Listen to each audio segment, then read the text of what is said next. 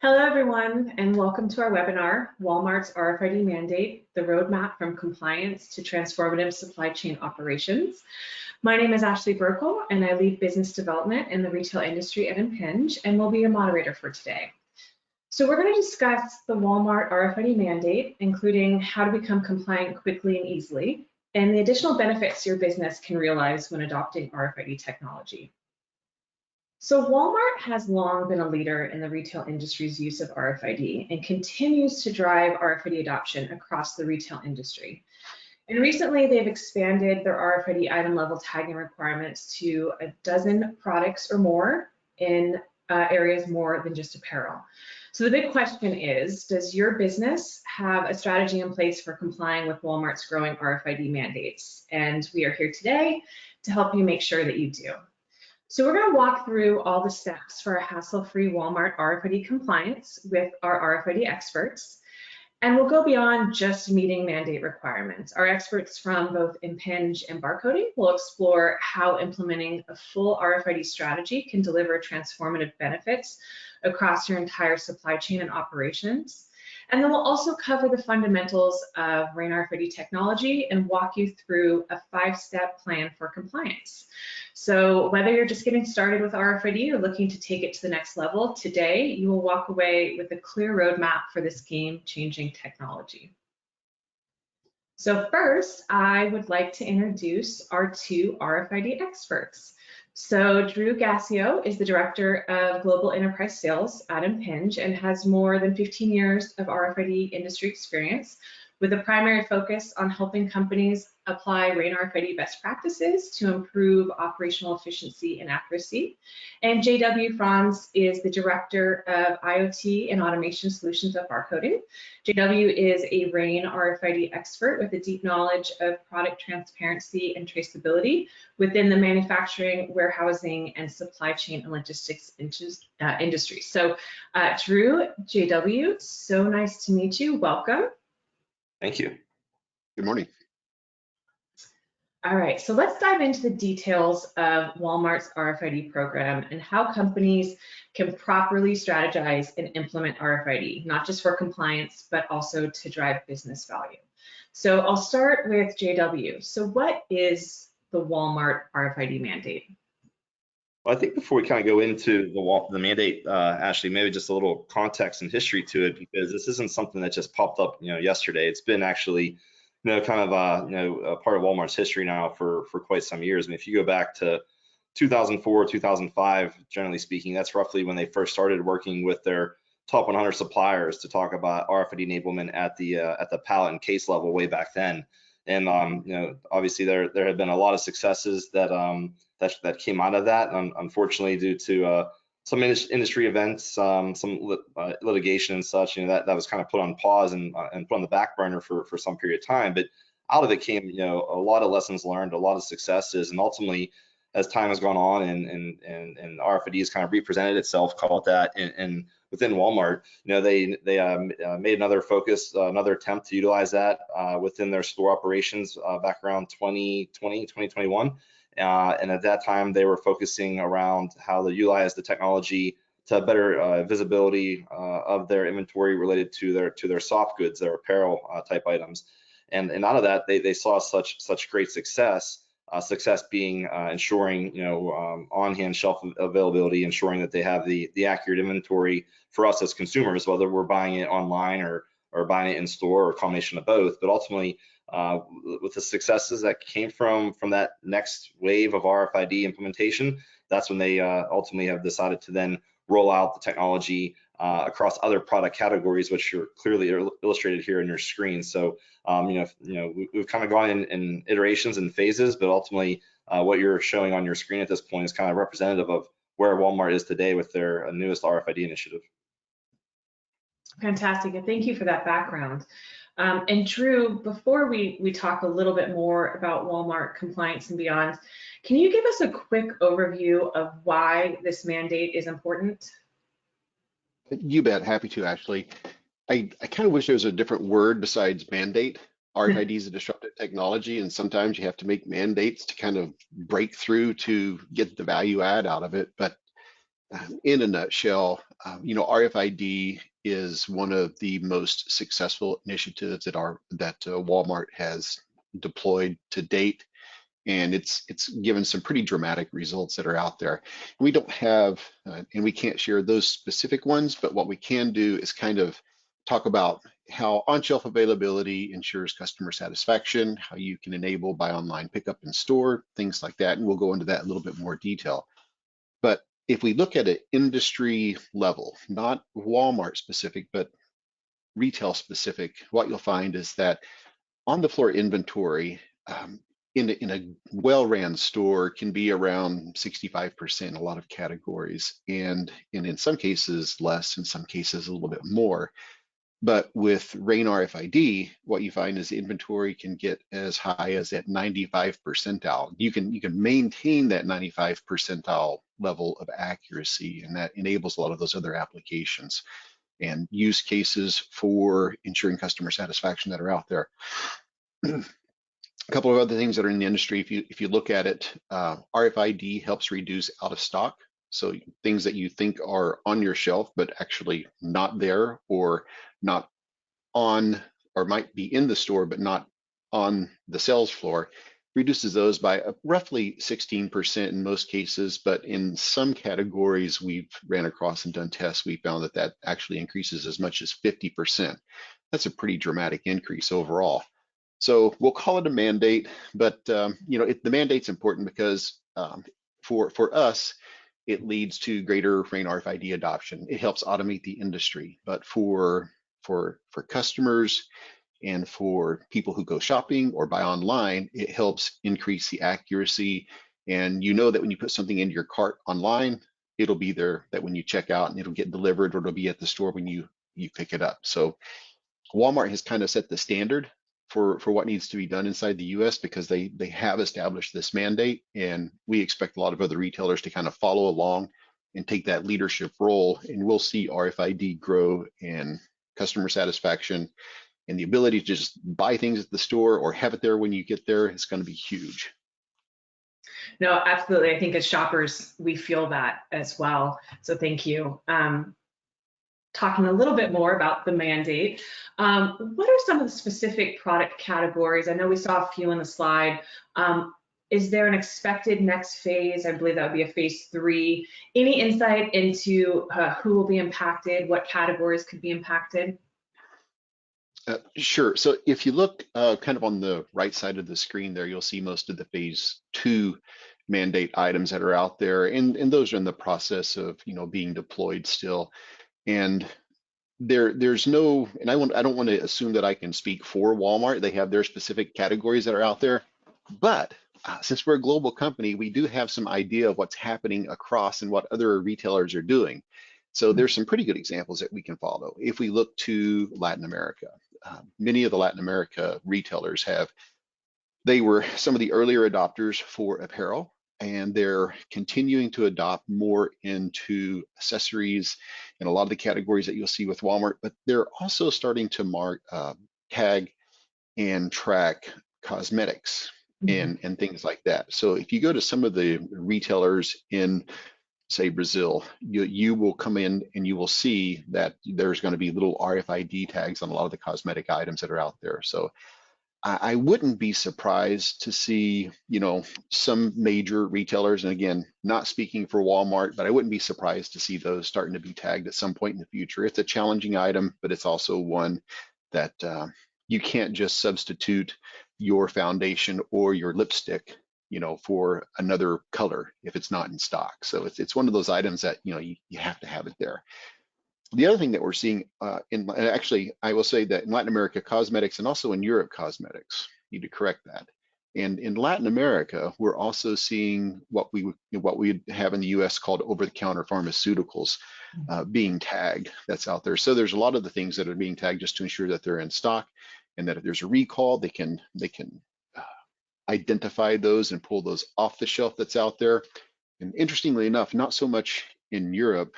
A lot of the over-counter items that we pick up in the US or in Latin America, those are behind the counter in Europe. So we're not seeing that adoption happen in Europe, but but in in countries where you have access to, aspirin, Tylenol, ibuprofen, things like that, that you can readily pick up, we're starting to see those things getting tagged. And so I would expect to see that to make its way into the US. Last but not least, some grocery stores in the US are starting to tag more perishable goods. And so there seems to be a big interest in things that are baked or things that are fried inside the store. So if you think about those deli items, so we're seeing some things picked up there. And again, just to be clear, I'm not saying this is going to be phase 3. I'm saying this is what we're seeing as emerging trends, and I would expect, that we will see major retailers starting to take those types of approach in the near future. Yeah, absolutely. Well, thank you, Drew. I mean, I think we're seeing trends, as you pointed out. I think we're seeing adoption across the retail industry, going through different regions, and how this initiative by Walmart is definitely groundbreaking for so many other retailers.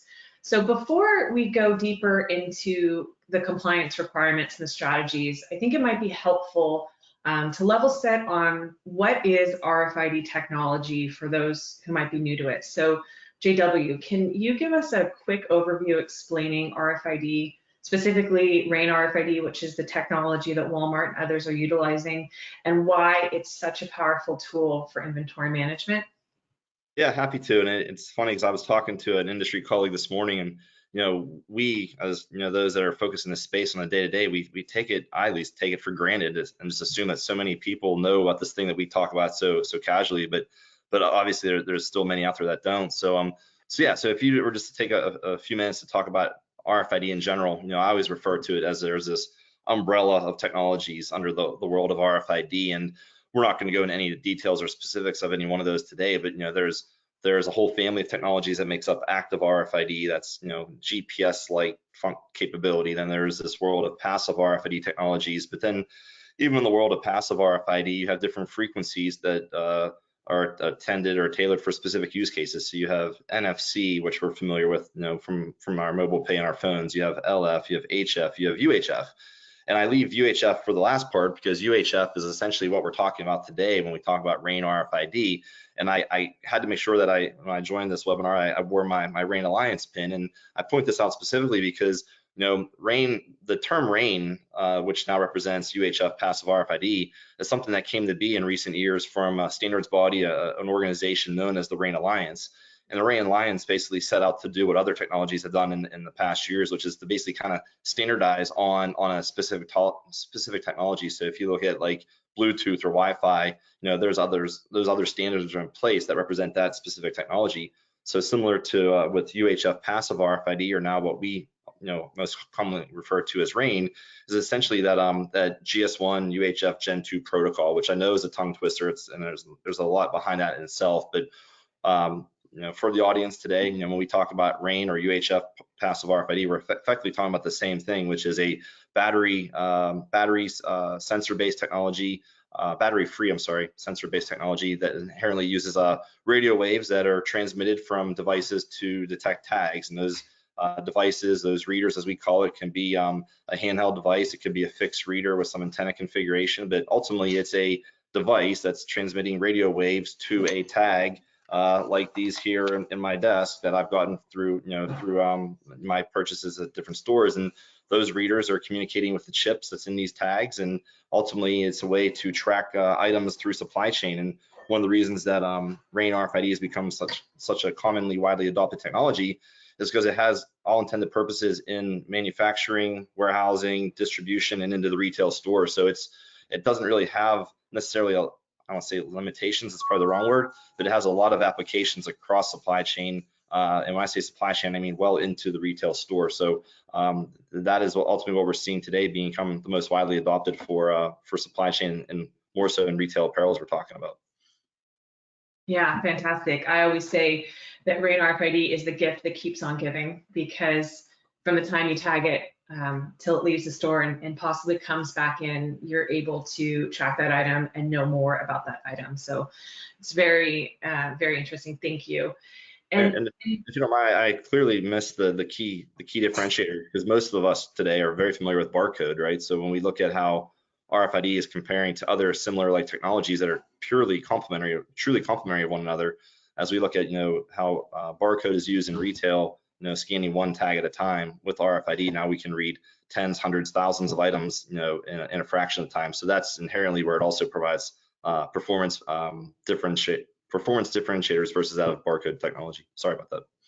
No, it's true, right? And inventory being the most important part of a retailer's business, knowing what you have and where you have it, and being able to do that quickly and as often as you want is obviously a huge benefit to any retailer. And speaking of that, so Drew, can you talk a little bit about why you think Walmart would be implementing this mandate and why now? Oh, sure. I guess first I should say I'm a little bummed now, JW. You wore your pin, and I have a pin. It's in my backpack. I just completely forgot to wear it, so I should have done that. So bad me. So to your question, if you look at it, I mentioned early on that if you go out there, you'll find quotes where Walmart has said RFID is like the most successful deployment for technology that's out there. So if you're looking at the retail floor. And JW touched on it when he said that, compared to barcoding, it's vastly scalable. So instead of scanning, a barcode at a time, I can pull a trigger and read multiple tags, through the protocol and the approach that RAIN RFID does. And so it gives you this capability of inventorying entire shelves or entire departments in minutes, what used to take hours.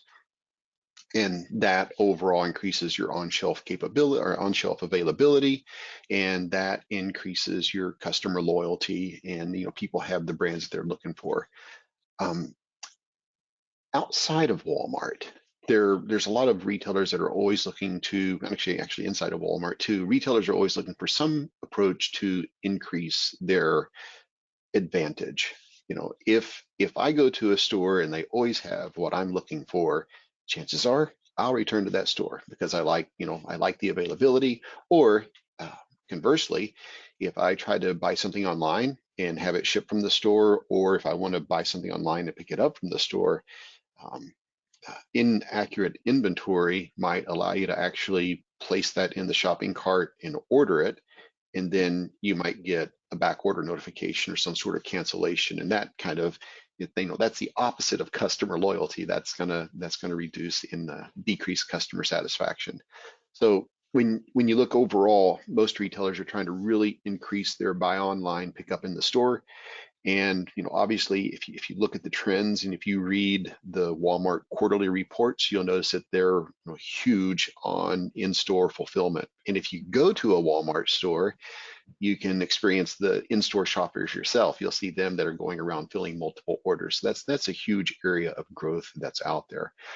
So it's all around ensuring that you have the product in the store, that you're maintaining adequate inventory levels and getting those onto the sales floor so those can be picked and sold. So it's pretty simple. It's all about increasing the overall accuracy in the accuracy in your total supply chain. And I don't want to, and everybody always brings up COVID, and I try to think that we are in a post-COVID world. That being said, one of the things that came to light during COVID is supply chain issues, and visibility to your supply chain and visibility to what was in the store became super critical and I won't, and not Walmart, but retailers in general. If they had a pretty good understanding of what the supply chain was, you had this general, not down to the item level understanding, and you were pretty comfortable. That was the status quo. And then what happened as all of the supply chain shortages came into play, the status quo just didn't cut it anymore. You had to have much more accurate understandings of what's going on and what's inside your store. So that also increased the buy online, pick up in store, or buy online, ship from store.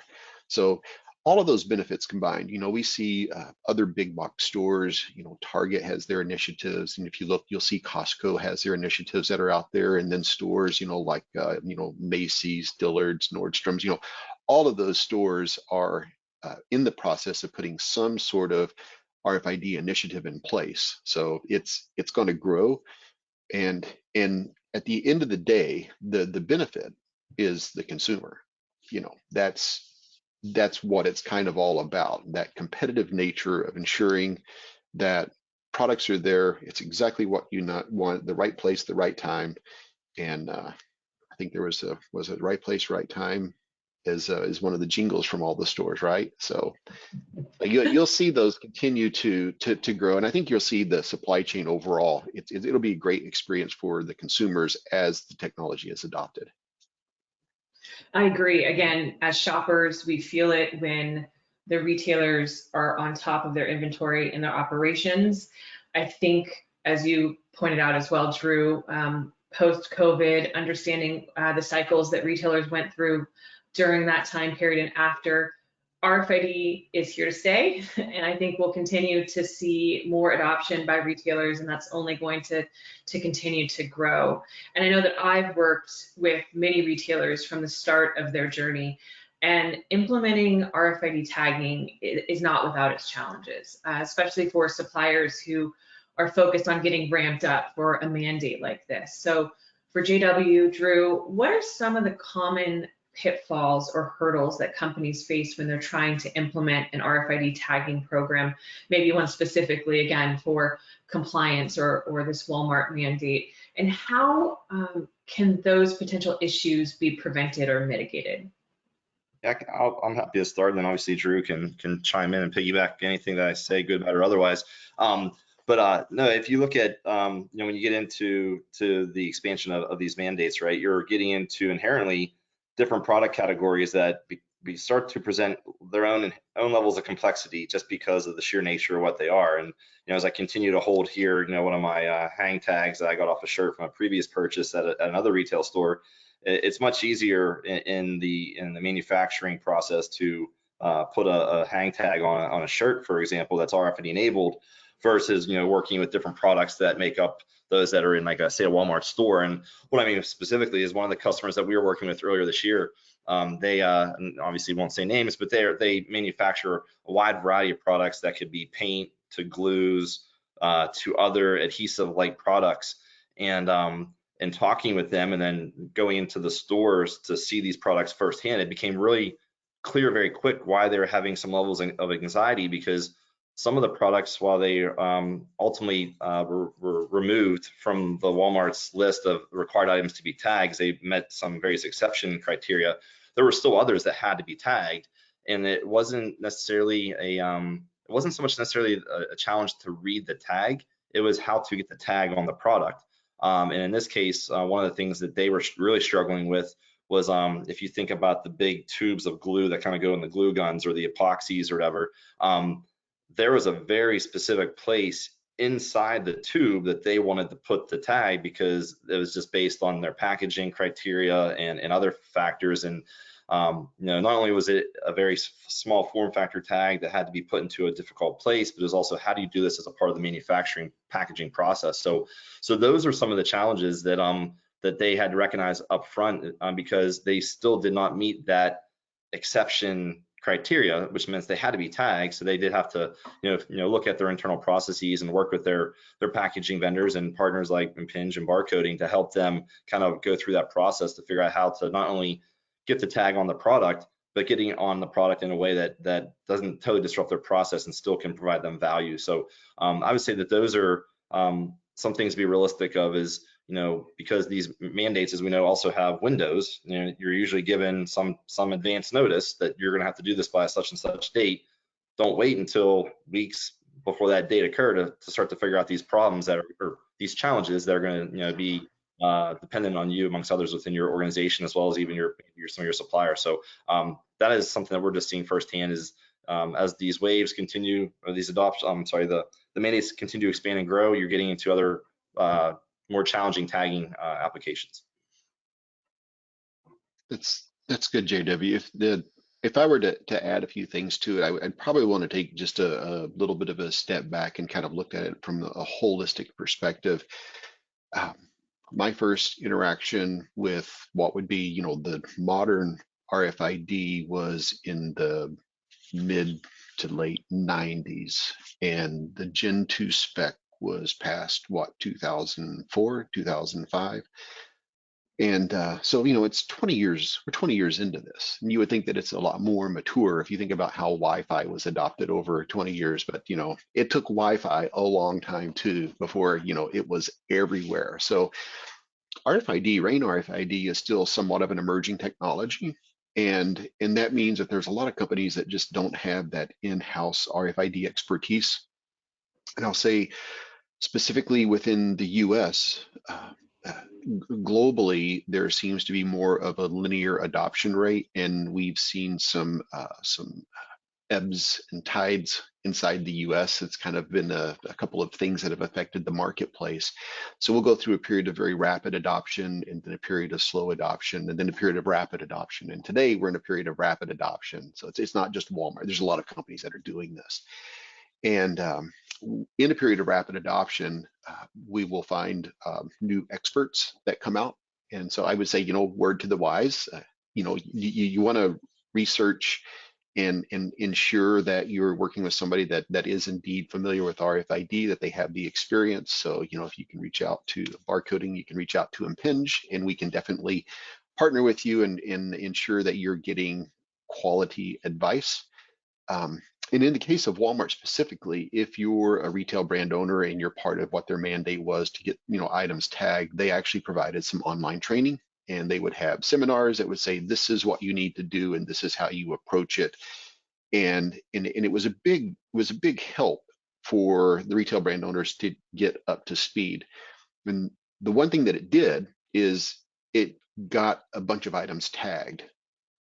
And what I would expect to be happening inside the industry is that now that we have all these individual items tagged, that the retail brand owners themselves are using that same information that you're using for compliance with Walmart to be able to optimize and start working your supply chain systems. And so that is occurring. And if you're talking about, what is kind of the outcome or what are the challenges of the mandate, one is just getting everything tagged, and then the second part is now that we're doing all this, we have all this information, let's get this information. And then the next thing is, it's like, okay, we have all this great information and there's clear value to it, but sometimes companies have a little bit of a challenge trying to go back in and take this incredible amount of new information and applying it to their business processes. Yeah, absolutely. I mean, I think between JW, Drew, you've showcased that there's a lot of complexity to adopting RFID. It's a proven technology, but for so many companies, it's not a technology that's necessarily embedded into their staff currently, into what they're doing. So having partners to shepherd them into how to really adopt a strategy and to comply is important. So I think it's a good transition for us to talk about the guide to Walmart's RFID mandate that Impinj and Barcoding created earlier this year, which lists 5 steps to take so you can reach Walmart's RFID compliance. And the 5 steps include understanding your scope, finding an RFID partner that understands your business, defining a tagging strategy, defining a reading strategy, and identifying your earliest tagging opportunity. So let's start with step 1, understanding your scope. Drew, what should be the first thing someone considers when they're trying to understand their scope? So when we're trying to understand what a business need, and in this particular case, it would be, Walmart. So for Walmart, we're trying to understand is, what is the minimal scope that would realize a benefit. So, obviously for Walmart, it's a mandate. They want these items tagged. So there's some processes that you have to put in place to be able to do that. And if it's okay, I'm going to just take a step back. There's a mystery around RFID. I think you said, I don't know if I remember your specific term, but I think you said, RFID can be complex, or it can be challenging. And the reason it's challenging is because, there is a very rich set of best practices, and we really try to communicate all of those best practices, like webinars like this, and there's numerous of them out there. But the propagation and the expansion of that knowledge is occurring. I just wish it could happen a little bit faster, you know. So all of those, you know, like the CompTIA boot camps and things like that, there are a lot of people that attend those, and that really does help get the knowledge spread out there. So I would say, you know, first thing to keep in mind is, you know, don't panic. You know, there are methods that are tried, true, established, and replicable that you can do. So you would apply this type of approach with a lot of other things. So one, start with the minimal scope. You know, what is going to be there? So once you get into RFID and you kind of understand what information can be harvested from it, and you're meeting that minimal compliance piece, then you can start to take a step back and understand those other applications or use cases, or those thresholds of information that you want to have that will help your overall operations that are out there. So, you know, the most important step to getting started is to, one, determine if you're going to have a subject matter expert that will be somebody that you hire, or as a consultant, or somebody you establish. And I would say the inverse of that is, what you don't want to do is just have a person that has it a minuscule amount. You know, you want to find that person that would be committed to understanding the technology, not I have to do this. It's an I want to do this and I want to understand this. So you want to identify that person that has the passion for improving the process and understanding how the technology works in real use cases. So that was probably a little long-winded, but that would be step one for me. Okay. And JW, anything to add? No, you know, Drew is, I would say, spot on. One of the things that I was going to add at one point, just because you both have said it in different ways, is it's not a matter of if the technology will work. It's proven to work. It's just a matter of how it will work with a part of your process. So, you know, and I'm getting a little bit ahead of myself because I know that we're probably going to talk about this here in a little bit more, but yeah, I mean, it's, you know, you have to look at your people, you have to look at your processes, and look at how the technology works within that. It's not just starting with technology and expecting it to work. So it will work, but just to make sure that it aligns with how your business operates. Yeah, no, absolutely. Good point. Very, very important point. Absolutely. So Drew, how can someone start to define their tagging and reading strategy quickly and effectively? So what are the key factors to consider when you're selecting RFID hardware and software solutions to make sure you have a successful implementation? Sure. So, okay, so Walmart specifically, they have training. They also have guidebooks, and they use Auburn RFID labs. So for identifying those, so there are classifications for product types and tags that have been approved to work, and that makes your selection process a lot easier. And that's in a nice little guidebook. And I'll take a second to plug our guidebook. We have our guidebook that you can go to our website, and I think Ashley, you'll mention that here in a little bit, but it kind of gives you that shorthanded and abridged version to where you can get a lot of information, a lot of quality information in a very few number of pages to better understand what's out there. And then once you identify your tags, the next part is out there is really understanding about where those tags need to be applied. And that's where you have to start to assess your product packaging that's out there. So then, and there are processes that we follow, and JW can go to a ton of details on this. And if we, if there was specific use cases, we can go into them and say, here are things that you need to take into consideration. One of the challenges that we run into is people say, where do I put the RFID tag? It's like, well, it kind of depends.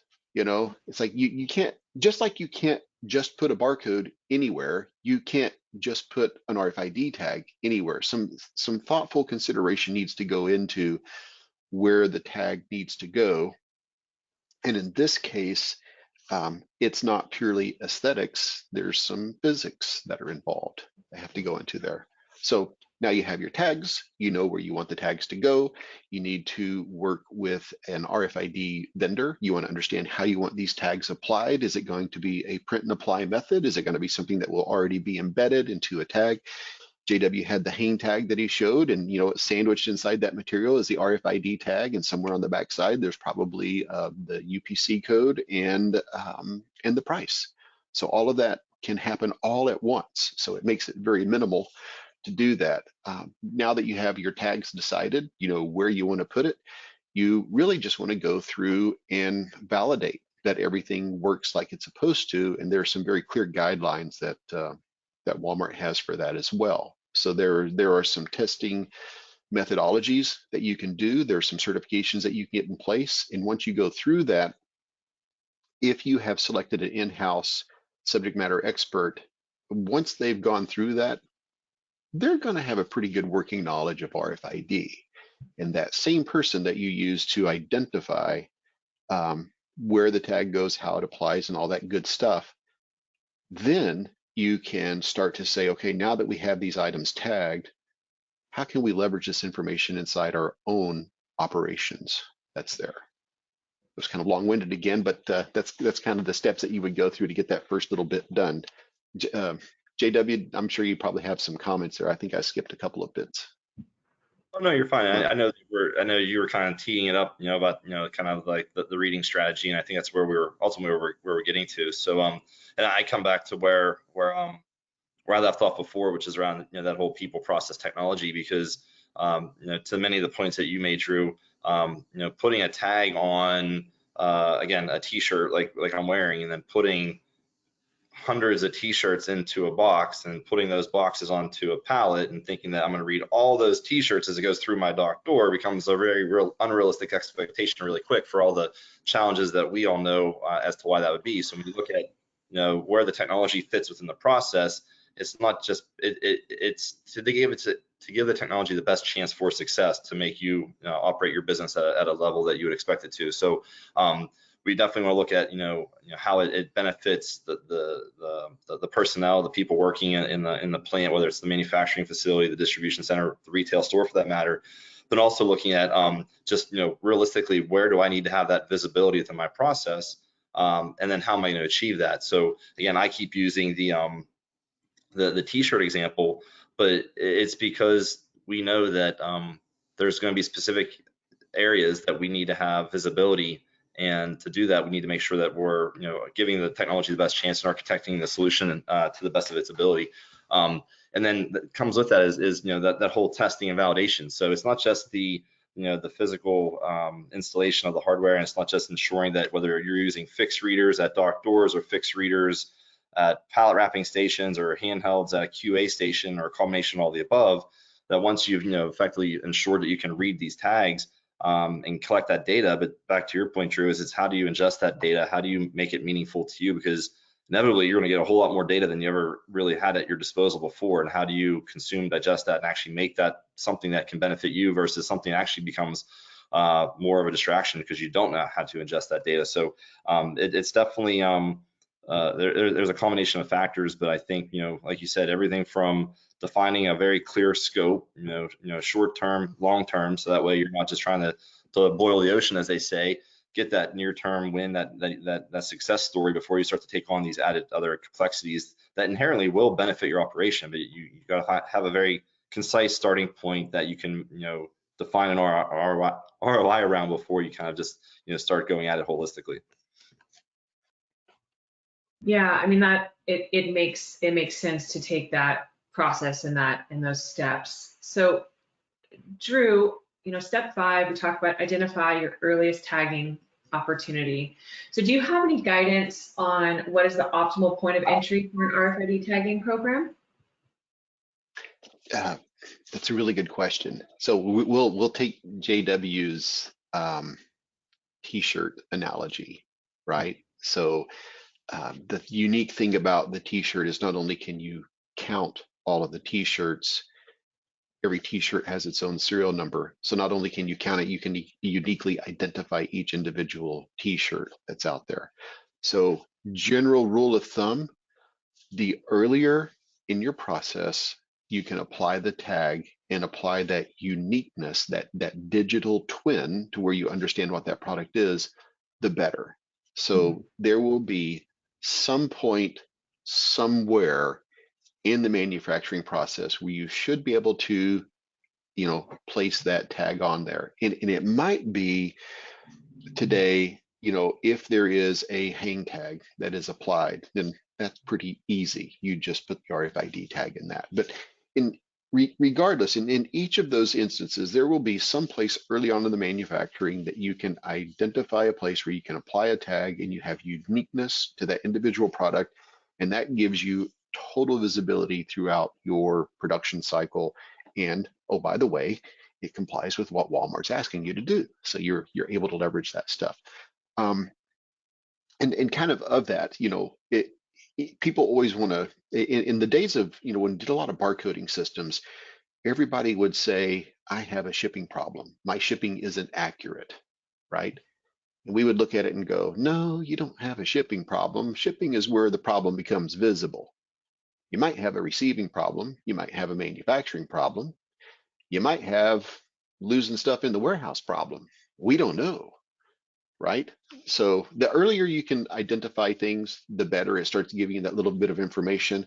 And then we recommend kind of a crawl, walk, run type of approach. You want to pick that earlier I mentioned, that minimum viable use case, to where you identify what data points you're attempting to capture in your process.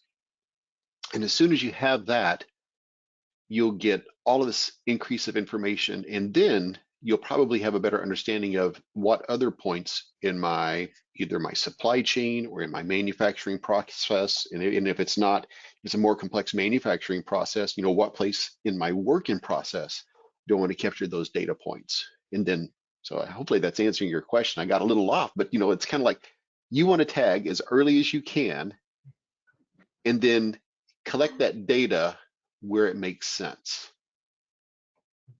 That makes perfect sense, Drew. Thank you. We've gone through a lot of the steps and the best approach, and I heard many times over choosing a partner and making sure you're choosing the right partner. So how does a supplier go about, or a retailer go about, finding the right RFID partner or provider to help them through this process successfully? So I think, well, there's a couple of factors. One, when you are, in this case, a supplier to Walmart, and as I think we've mentioned it, at least referenced it now once or twice, the nice thing is they've defined a very clear-cut path forward to success. This isn't the first time they've done it. They've gone through multiple waves, multiple iterations. Obviously, it's grown and has rinsed and repeated itself as as the categories have kind of expanded.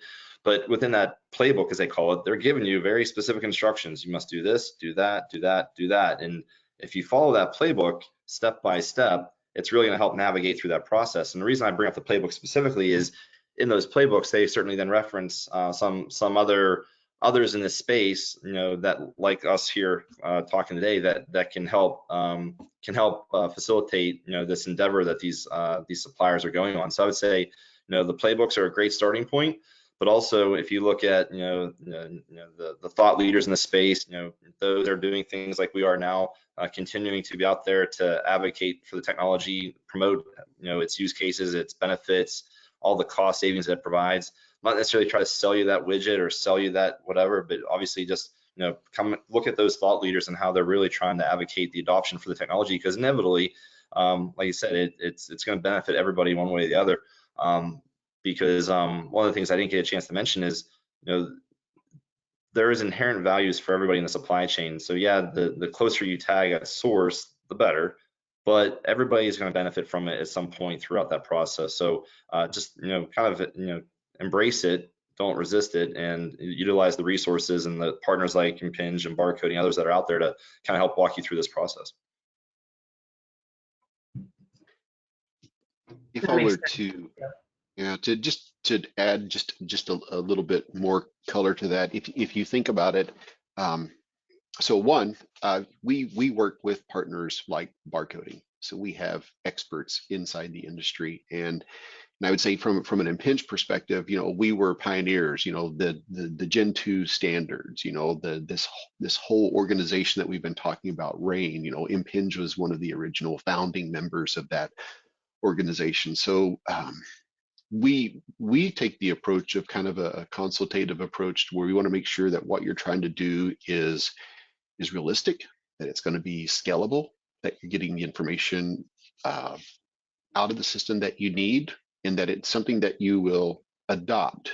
I would say I spend a good deal of my time working with business partners and customers, and basically, explaining to them like, okay, it's an aspirational goal, but here are the challenges, so you have to say, here are the right set for your expectations of what you can do. There is no magic box. There are best practices.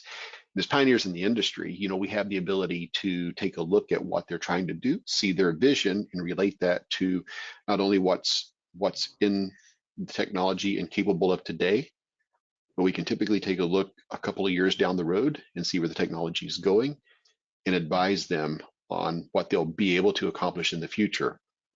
And then we help the partner kind of sift through our ecosystem to make the right recommendation for the partner that will closely align with their culture, their infrastructure, their back-end systems and things like that. So we can hopefully identify the right partner that will be able to be the most beneficial and give them the quickest path to success.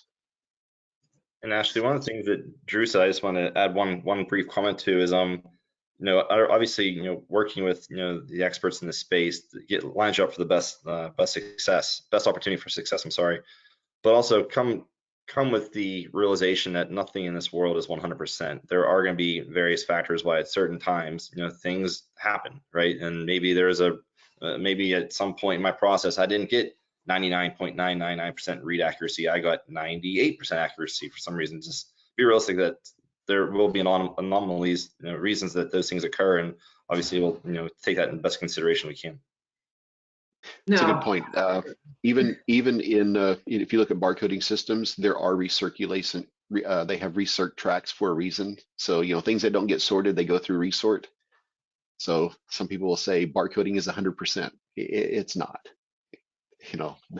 Every system has issues, but the best practices help you navigate those and set the right level of performance and what you can get out of the system. Yeah, so thank you. And I think you guys laid out steps to effectively meet the Walmart RFID compliance.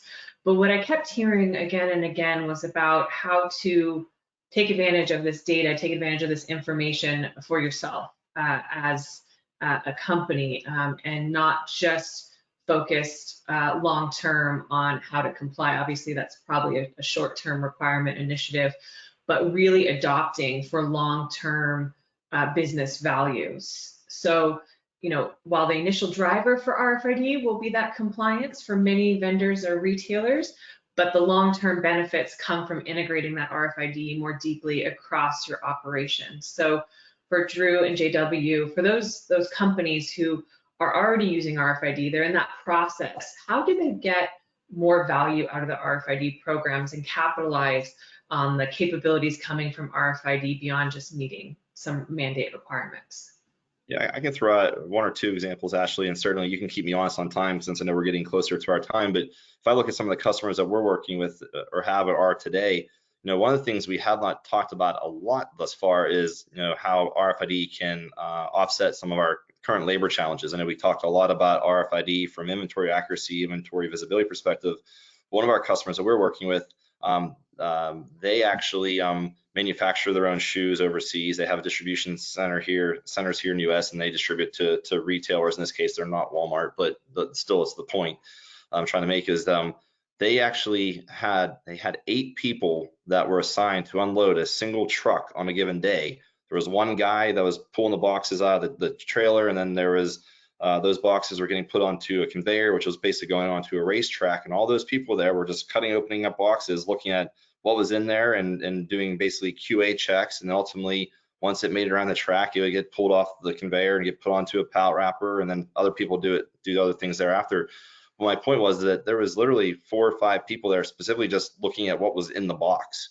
So using RFID in conjunction with other automation technologies like barcode scanning, we're able to basically identify the contents of the box and do that validation to make sure what was received was in fact what they expected it to be, while then taking those people that were assigned to do that very mundane, monotonous job and go let them do something else that was beneficial to the business. So in that case, RFID streamlined operations, it increased their inventory accuracy, but it was a huge labor savings because it took those 4 or 5 people and let them go do something else that was better suited for the day-to-day. So I can give other examples, but I know in sake of time, I'll just pause there, and Drew might have some additional comments as well. I think you caught it. You said, the ability to serialize everything. So, and we talked about this earlier. So in the t-shirt, I guess in the shoe example as well, the ability to have a unique identifier not only allows you, you can identify that item as that item. So if there's a quality assurance issue that pops up later on, you know exactly where that one was manufactured if you're capturing that data. But in some instances, you just want to count. So you have all these unique identifiers, and you can strip off the unique identifiers, and you can take the SKU and the count, and inventory is done, right? So you're inventorying, 100 or so times faster than you would with a traditional barcode. And then where it makes sense, you have that unique identifier that gives you this robust capability to where you can identify it uniquely, and in some cases you can authenticate it, so you can identify counterfeit goods that are out there for high-end items. There's a ton of use cases that just come into play there.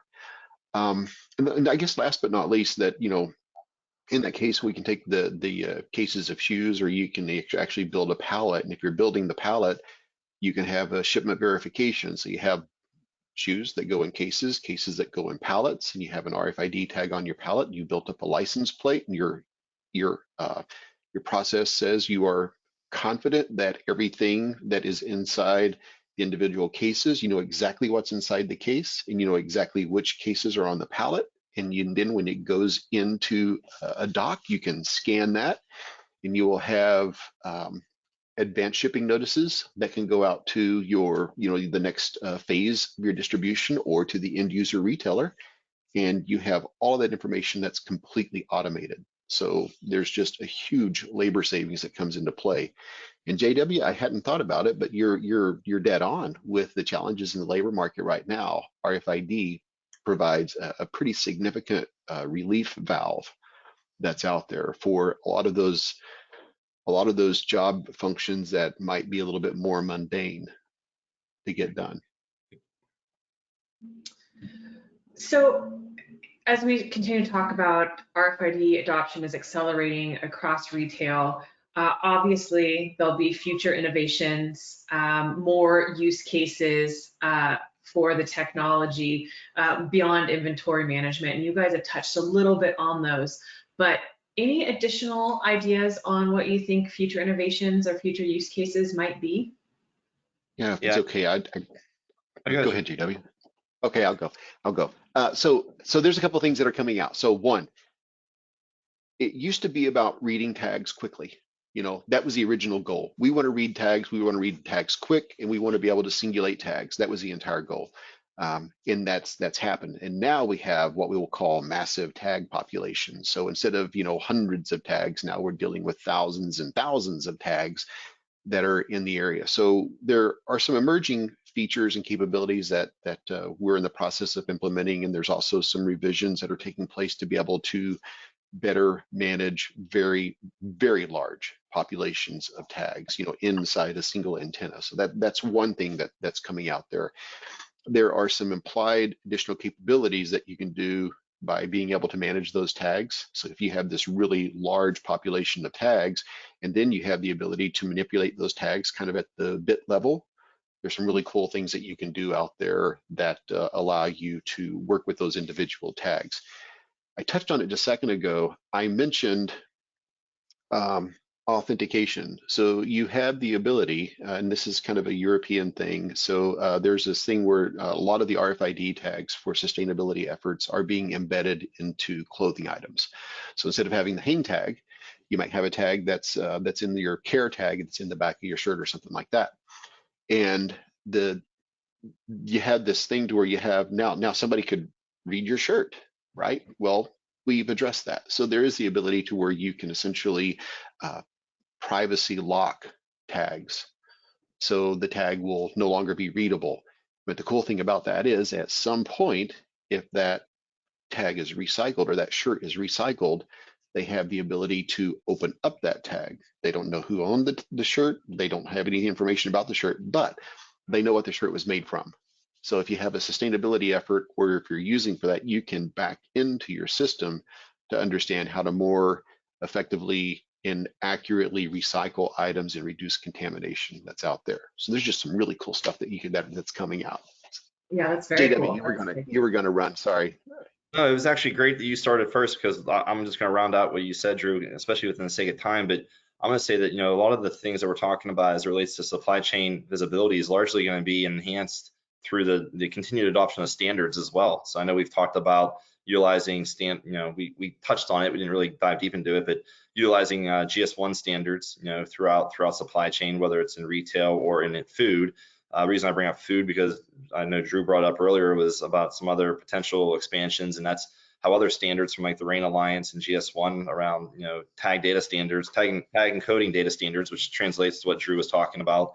And then also just, with the continued adoption, how this is going to tie into other adjacent use cases that tie into chargebacks associated with claims disputes when misshipments occur. So I think just the continued adoption of the technology with utilization of standards is going to continue to provide this level of visibility and enhance operations like we've been talking about. So that was just my wrap to what Drew had started off with. Ashley, we didn't even get to, it's kind of funny, we talked about all these cool capabilities, and we didn't even talk about, shrink, electronic article surveillance and things like that, so exit detection. So the other thing that's actually happening, I'll touch on this, and I know we're running short on time.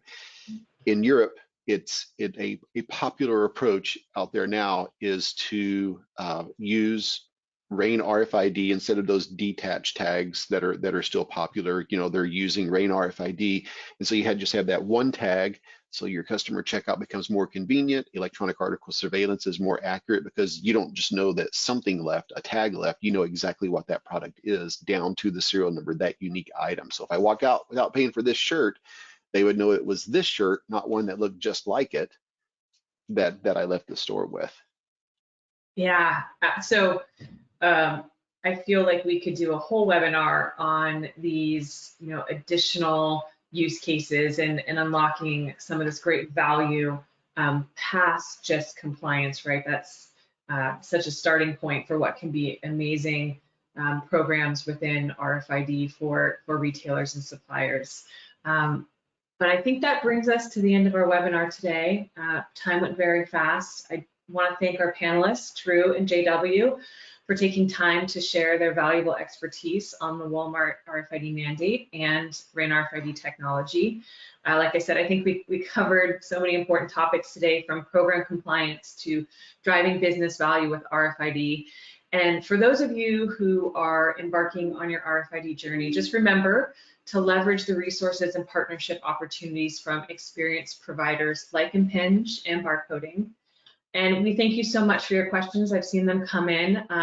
We don't have time to answer them today, but one of our panelists will follow up with you to answer your question. So I think that's a good note to end on. Thank you again to our panelists, Drew and JW, and definitely a big thank you to our audience for joining today. And if you want to review anything we've talked about today, this webinar, along with the full report, will be emailed to you later this week. So thanks for watching. Goodbye. Thank you.